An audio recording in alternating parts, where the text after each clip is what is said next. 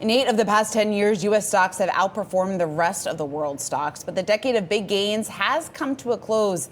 At least that's according to a new note out from Goldman Sachs. Strategists expect the S&P 500 to post an annualized nominal total return of just 3% over the next 10 years. So let's talk about what they're factoring in, Maddie, here. So in the model perspective, long-term equity returns as a function of 5 variables. Within those variables is a starting absolute valuation, stock market concentration, economic contraction frequency, and then they go on to talk about corporate profitability and interest rates. So it's 5 things that we have very much been talking about with a number of economists and obviously strategists here over the last several months and several quarters. Now, in terms of what they are looking at going forward, their forecast suggesting equities are going to face some stiff competition from other assets over the next decade. And you might be asking yourself, what would be that better bet? They go on to talk about the fact that they see the S&P having a roughly 72% probability of trailing bonds, 33% likelihood of lagging inflation through 2034.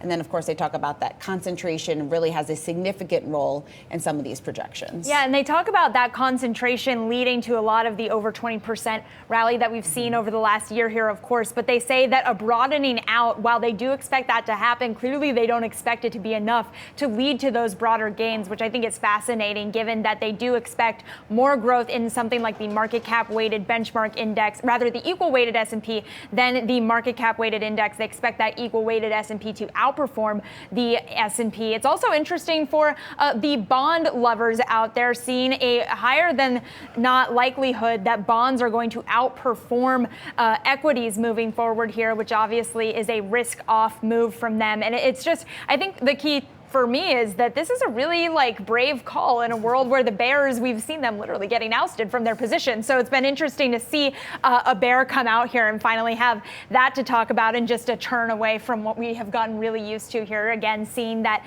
annualized nominal return of 3% in the coming 10 years, which significantly trails the average here that we've seen of about 11% here. Yeah, and I think this also just signals the fact that investors potentially, if this call is right, certainly do have to adjust to this new normal. We've been talking about the massive outperformance, the unpredictability, or really the surprise maybe that we have seen in the outperformance and how long we have seen this resilience play out within the market. So they're still saying that there is ways to make money and there is reason to be optimistic, but it's just not going to look like anything like it has over the last several years, which is certainly very, very important for investors to take note, and then obviously potentially adjust their portfolio as they do take into account these various forecasts that we are getting from the street. And I guess it's not just them. You also had T. Rowe Price saying they expect the 10-year to hit 5%.